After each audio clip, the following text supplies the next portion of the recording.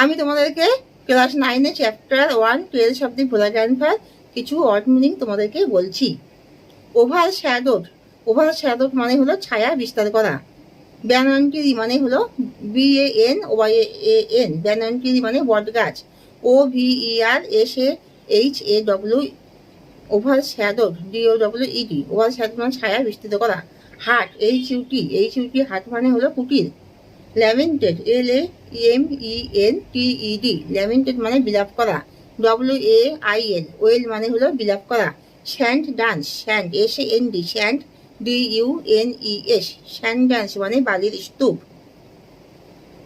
টেইজিম মানে হলো জলদস্যু। Roamed ROAMED, roamed মানে হলো ঘুরে বেড়ানো। গ্রে আইস মানে হলো তুষার চোখ। রাউন্ড মানে হলো